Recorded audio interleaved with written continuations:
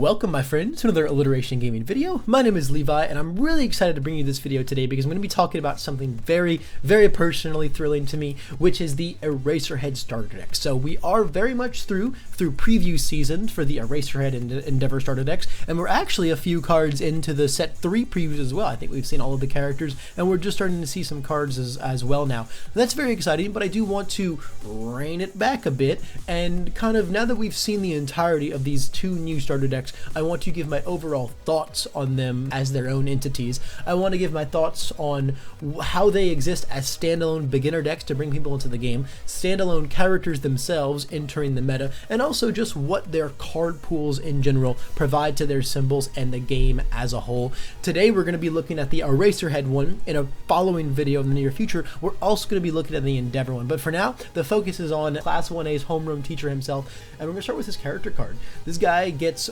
he's a 6-hander with 27 health. He gives a speed for each attack in his card pool, and then if it gets full block, you draw a card. And when your rival plays an attack, you can commit him down to remove an ability from the attack. So this guy's overall really solid. I know a lot of people were kind of upset that he didn't also play with Erase in some alternate way or have a different Erase that he picked up or stuff like that.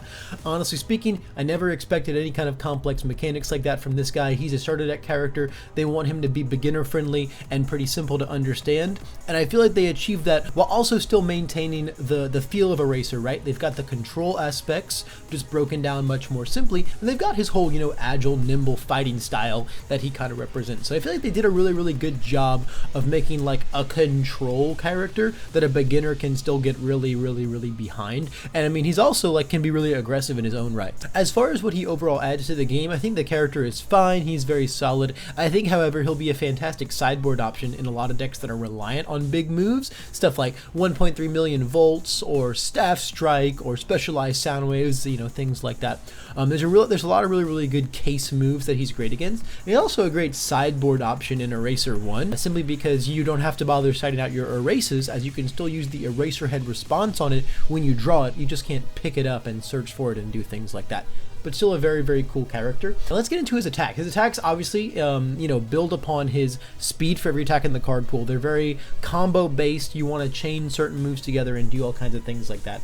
So Aerial Drop is a combo with a combo to give it 2 damage, and you can discard Momentum to give it stun 2. This card is fine. It's a nice little 4 diff. It's okay statted. It's got a nice block zone. Giving your next one damage is kind of the whole theme of his attacks, and you're going to see a lot more of that later on. And Incidental Stun 2 is pretty nice as well once you've got a poke in, which, considering your rival's going to want to completely block you a little less than usual to stop you from just drawing all the cards that replacing all of the attacks you're playing, you're probably going to get some half damage in here and there. So it's a nice little move there. Biting Claw Dropkick combos with a weapon to discard a card and give it 4 damage. I think this is okay. It's I think it's a pretty heavy costed, but it's good for a starter deck card. And I mean, an 8 damage move at the cost of 2 cards, if you can set it up to where this will hit them for sure, you can make it really fast or something like that, it's not a bad spot to be in. Binding Claw Precision is very cool. This is a 3 diff move, combos with a weapon to discard the top card of your deck after looking at it if you so desire.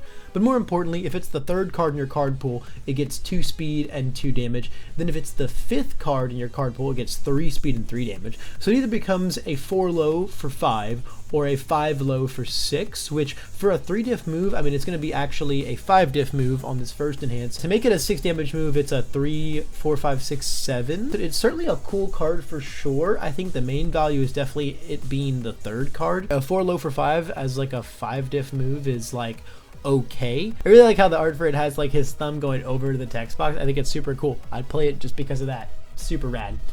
Binding Claw Whiplash combos with a combo to make it not count towards progressive difficulty for the turn. I think this move is very good.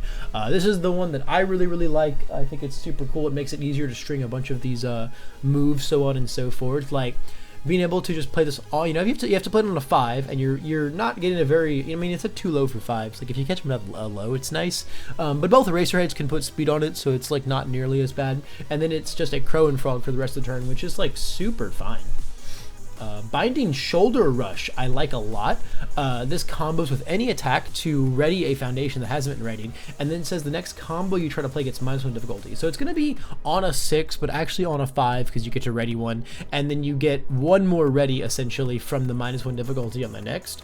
All in all, for a 4 mid for a 6 damage move is not bad. It's pretty well statted, and again, Eraserhead 1 and 2 are both going to put a bunch of speed on that, so that's quite nice.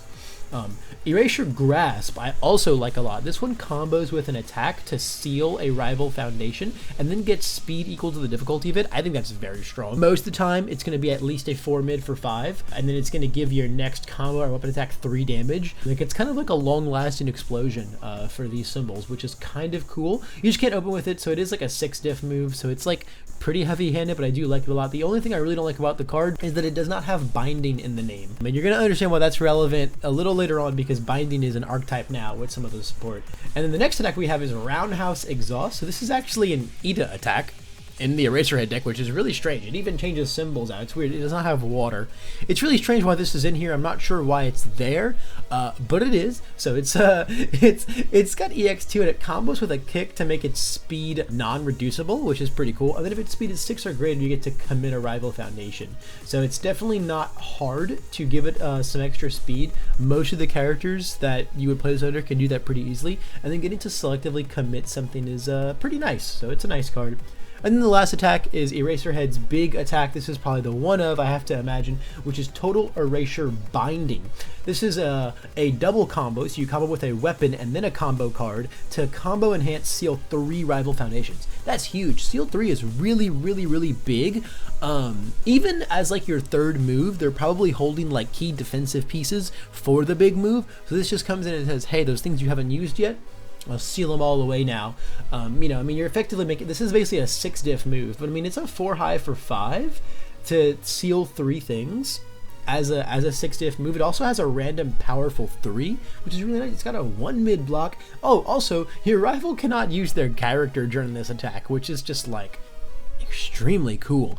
I like this attack a lot. This is a very, very, very cool attack. And I think it's going to find its way into a lot of weapon decks. And with all the weapons and combos we have now, combo weapon combo is like not even a concern. That's probably just any attack string in your deck that you're doing regardless. So overall, I like these attacks a lot. This one stands out to me. I like the not counter switch progressive a lot. I like this one a lot for all the readyings, and there's going to be specific things that we can ready that you're going to see in the rest of this deck that are really, really strong. And I love Total Erasure Binding. Super cool attack package. Hey you! You like the My Hero Academia collectible card game, right? If the answer is at least a resounding probably, you should head right on over to unfunstuff.com for all of your MHA CCG purchasing needs. We've got the new set Heroes Clash on pre-order, as well as the new DLC 2 in stock. And if you want to use coupon code Wealthy Aspirations, you can get 5% off your entire freaking order, and also support old Levi a little bit along the way. The link for all this is going to be right down in the description below, so get on over there and go get yourself some amazing product from some amazing people. Back to the video. For the foundations, we're going to start with acrobatic. Void has a second 0 difficulty foundation. Oh my goodness, praise the heavens. Outside of that application, when you block with this card, remove it, which is very cool. You can destroy it to give an attack -1 speed playable while committed. On a 0 diff, these are 2 very, very nice effects. Having something that clears its progressive difficulty after you block with it is very, very, very cool. And then just being able to pop itself for -1 speed playable while committed is a very great exchange. Next, we have this is my favorite foundation in the starter deck. I'm going to build decks centered around this card. Honestly, this is Binding Cloth Mastery. You can enhance flip a foundation to give an attack -1 damage, which is fine. That's super cool. You know, flip like a bunch of like your useless 0 diffs and stuff like that for -1 damage. More damage reduction in these symbols is very welcome. But more importantly, you can commit it to give your next binding attack -2 difficulty. That is crazy. This card checks a 4 for a reason. That card is crazy, especially in tandem with something like Binding Shoulder Rush to re-ready it. Oh my goodness, man. I love this. Super cool card, and I'm looking forward to... This just makes so many things a lot better now. This makes me love stuff like Binding Cloth Capture and Binding Cloth Assault even more. -2 difficulty is huge for those moves and being able to string them out. Next we have Closing In. This is a spam that flips to give a combo attack +2 speed. I love it. This is super free. I've always been a big fan of Let's Fight Bad Guys, and then this is just an even more flexible keyword now amongst these symbols and these deck archetypes, and it has an off-zone block too, which is super nice. In a very similar vein, Daunting Message is a crazy card. Flip if your health is less than half of your max, commit Arrival Foundation. You get to selectively commit something for a flip on a spam with a low block. This card is not to be slept on. This card's going to be in a lot of decks. This card is like real good. Dedicated Instructor, flip to give a ranged attack -3 damage. Also a very powerful card. Probably going to see this in a lot of sideboards and a lot of main boards. -3 on a lot of ranged attacks. So many ranged attacks in the meta right now. Make your meteor showers like 2 damage moves. Give them even more damage reduction with things like quick create and stuff like that. Definitely a really solid foundation that is going to cover a lot of the meta.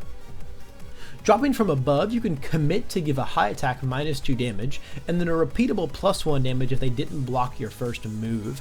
So this is pretty nice. A repeatable damage pump in stuff like Eraserhead and even just these symbols in general is very nice. Your high attack is +2 damage is a little bit more restrictive. It really kind of depends. Water decks are definitely going to love this. Water decks on the range package are going to use this all day, every day, and just making sure they have to block your first one is really nice. And things like Asui just kind of helps. Also helps proc things like Eraserhead. You know, you block my move, I get to draw cards, etc., etc.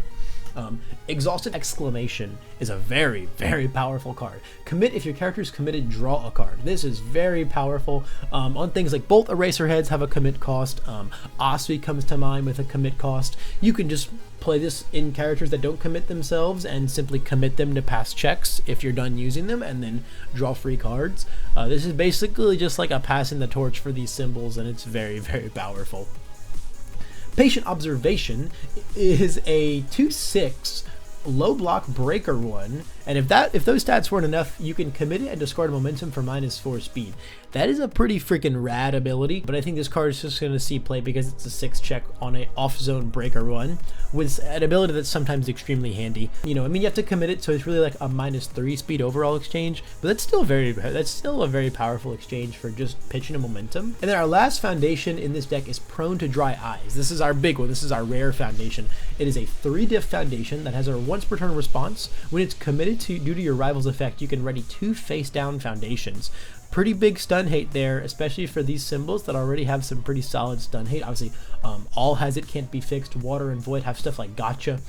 Now you just have even more stun hate, which is really nice. And then the big thing is enhance discard a card. Your attacks get +1 damage for the rest of this turn. When you're going on your proposed lethal turn, this is absolutely crazy. For all of those water decks that love to string, all of those all decks that love to string, obviously this in Asui is going to be absolutely maniacal. This has so many powerful applications and is definitely a very worthy 3-diff foundation. And that is the entire Eraserhead starter deck.